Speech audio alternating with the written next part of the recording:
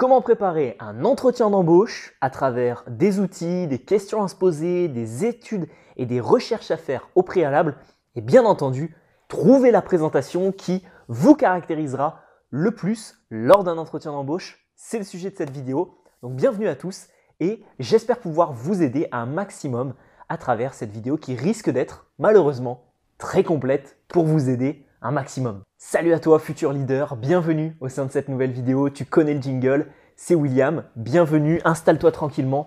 On est lundi et comme chaque lundi on se retrouve chez moi pour une nouvelle vidéo et dans celle-ci je vais t'aider si tu es actuellement à la recherche d'un emploi, d'un stage, d'une alternance, d'une formation ou que tu as tout simplement ce besoin de réaliser un entretien d'embauche efficace. Dans cette vidéo-ci on va traiter de la préparation, comme d'habitude on ne déroge pas à la règle, j'ai mon petit café juste ici. Et puis, je vais te donner donc beaucoup de conseils très précis pour arriver à préparer efficacement ton entretien. William ASMR, j'espère que les petits bruits de bouche ne s'entendront pas au micro. Alors, déjà les enjeux. On va commencer par les enjeux. Pourquoi ? Parce qu'il est important de comprendre quels sont les enjeux d'un bon entretien au préalable lors de la préparation. Arriver à être suffisamment armé pour l'entretien. C'est ça tous les enjeux de la préparation. Je ne te parle même pas des enjeux de l'entretien, mais vraiment des enjeux de la préparation. C'est d'arriver suffisamment armé pour l'entretien, d'avoir assez d'informations sur la personne que tu vas avoir en face de toi, etc., de s'être posé les bonnes questions avant, et puis d'avoir tous les outils nécessaires. Je regarde juste ici, comme à mon habitude, il y a l'ordinateur. C'est également anticiper les questions qu'on va pouvoir te poser. Qui êtes-vous ? Pourquoi êtes-vous ici ? Pourquoi vous et pas un autre ? Qu'est-ce qui vous motive dans notre entreprise, dans le poste auquel vous postulez, etc. Savoir également quels sont les outils à prendre. Un ordinateur, un papier, un crayon, un agenda. Quels documents à prendre en plus de son CV, une lettre de motivation. Je te donnerai également d'autres documents et un vrai retour d'expérience sur des documents que j'ai pu moi-même prendre lors d'entretiens d'embauche qui ont permis de faire la différence. Savoir quoi dire et comment le dire efficacement à un recruteur qui est en face de toi et durant la négociation, tout simplement parce que c'est de la négociation. Tu dois montrer que tu es non pas le meilleur, mais que tu es la personne la plus adaptée pour le poste en question. Donc voilà tous les enjeux. Maintenant que j'ai fait cette petite introduction avec les différents enjeux, on va pouvoir commencer avec les différents outils à prendre pour son entretien. Alors,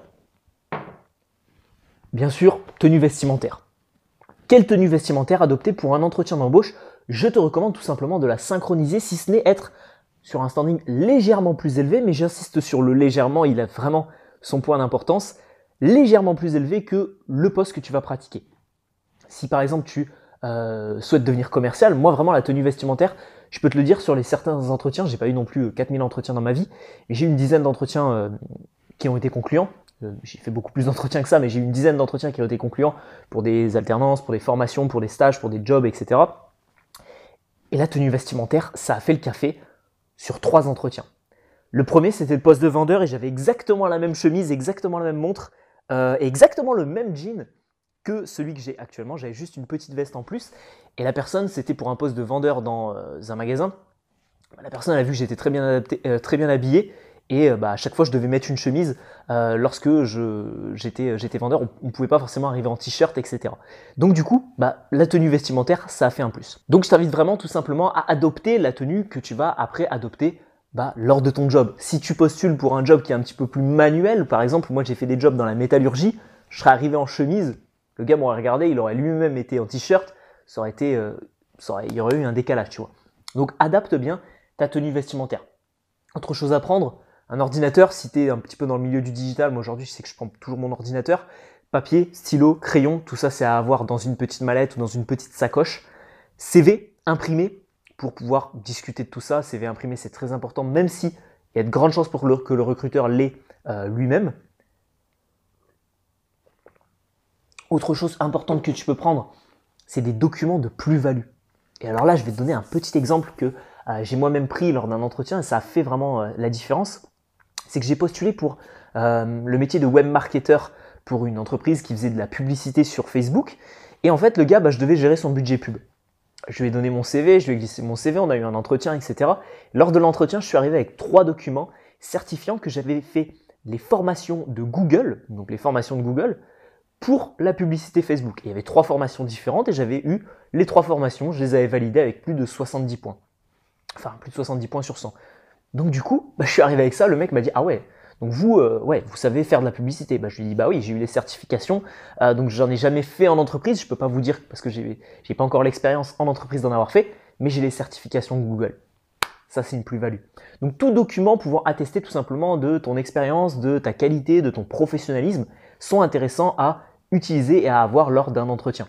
Pas forcément les mettre sur son CV, et justement, ça fera la plus-value lors de l'entretien.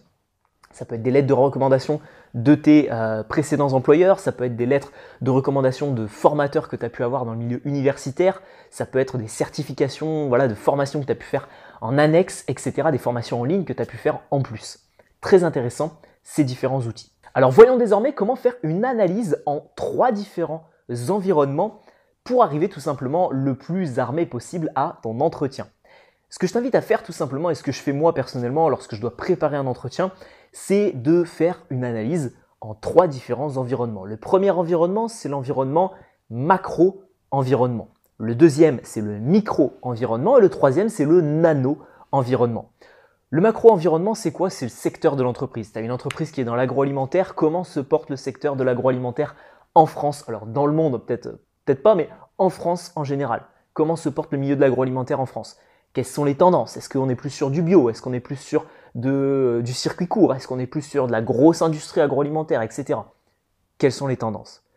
Ensuite, tu vas faire une analyse micro-environnement. Tu vas en fait analyser l'entreprise pour laquelle tu postules au sein tout simplement de son macro-environnement, au sein du secteur d'activité. Si je te reprends le cas de l'agroalimentaire, tu prends la structure pour laquelle tu veux bosser, par exemple, admettons que ce soit une entreprise qui fabrique des petits jus, des jus de pommes, des jus de raisin, etc., mais bio et local. Quelle est la place de cette entreprise au sein du marché français agroalimentaire? Justement, si tu vois que dans le macro-environnement, tu as une tendance sur le bio, sur l'agriculture en circuit court, etc., et la production en circuit court de produits agroalimentaires qui est en plein boom, ce qui est le cas actuellement, qu'est-ce qui va se passer?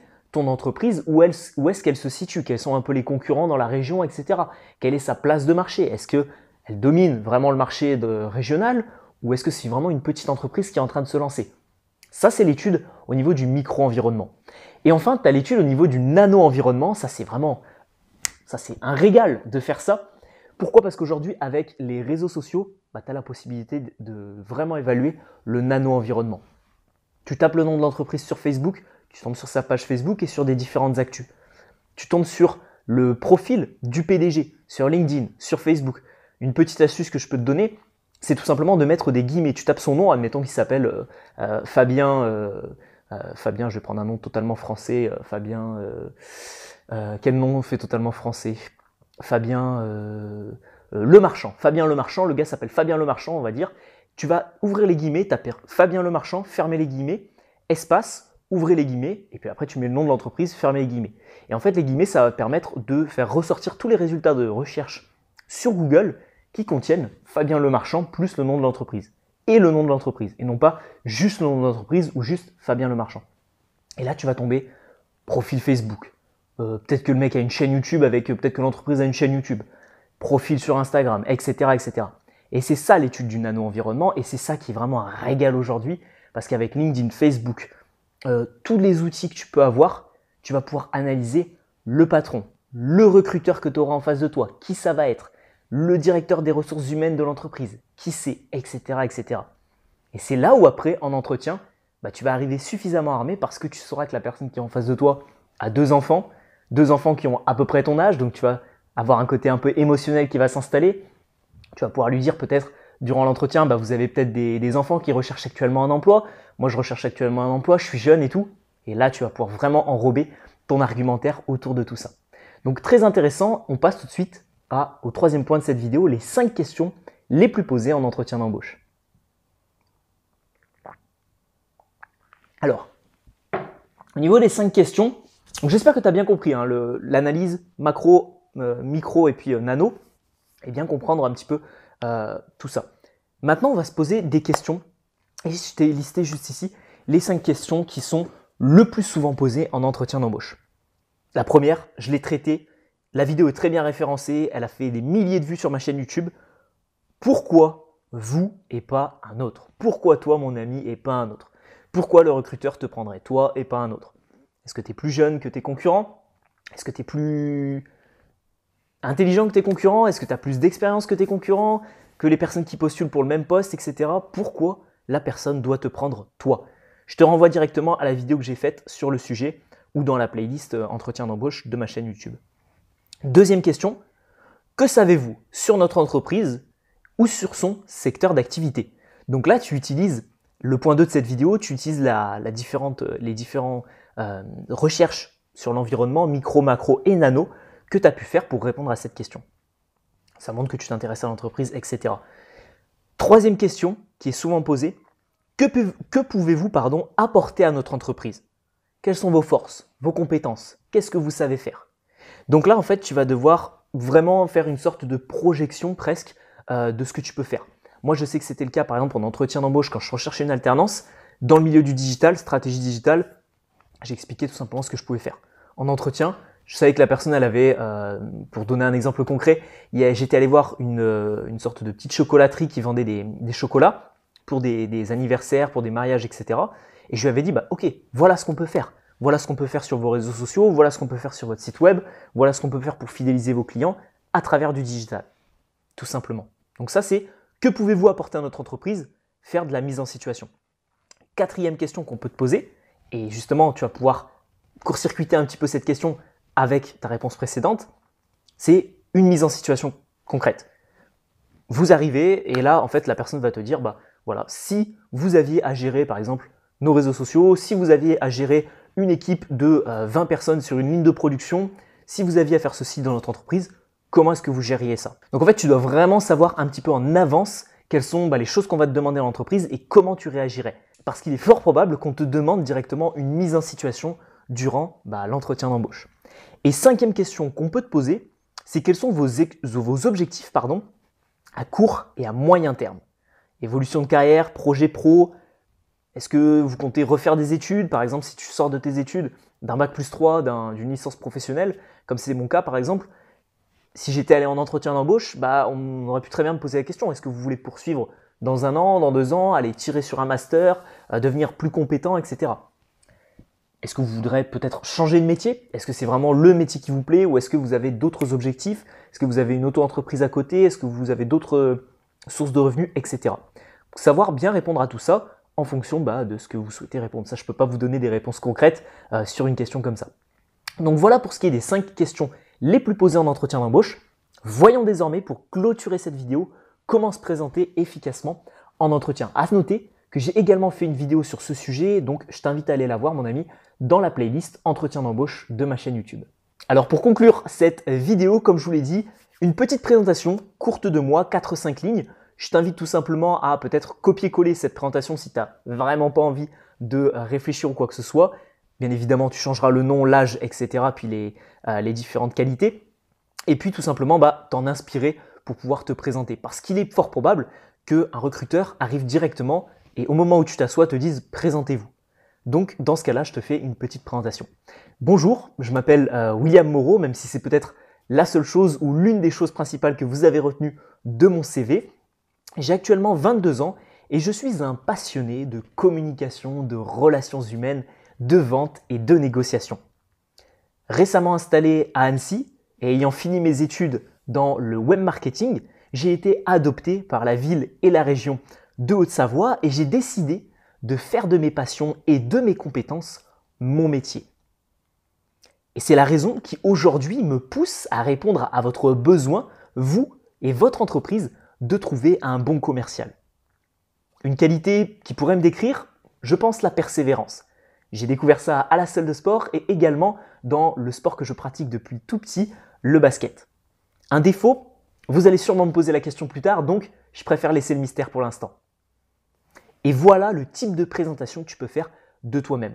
On parle rapidement de tes études, mais on ne les liste pas. Tu dis juste le dernier diplôme que tu as eu, ton nom, ton prénom, ton âge, une petite touche d'humour avec le début, même si c'est la seule chose que vous avez retenue que vous avez retenue de mon CV. Également récemment installé à Annecy et adopté par la ville, etc. On parle de passion, de compétences. On parle de créer un métier à travers ses passions et ses compétences, donc quelque chose de logique. Donc normalement, ça prouve que tu vas rester dans ce domaine d'activité. Et puis, on ne parle pas de recrutement, on ne parle pas d'entretien, etc. Vous avez un besoin, vous avez le besoin de trouver un commercial et je suis le commercial qu'il vous faut. Directement, à travers la petite phrase que j'ai mise, c'est la raison qui me pousse aujourd'hui à répondre à votre besoin de trouver un bon commercial. Et également une petite touche d'humour à la fin sur le fait que je ne donne pas un défaut et que peut-être la personne me le demandera. Si après le recruteur le demande, directement, vous donnez votre défaut. Voilà donc le type de présentation que tu peux faire, mon ami, pour te présenter en 4-5 lignes. On arrive au terme de cette vidéo. Je te remercie infiniment de l'avoir suivi. J'espère que ton entretien d'embauche se passera bien. Dans tous les cas, je suis sûr que ta préparation de ton entretien se passera à merveille. Tu es également libre de recevoir gratuitement un cours en ligne qui s'affichera juste ici. Tu auras juste à cliquer dessus sur la communication, la prise de parole, la vente et la négociation.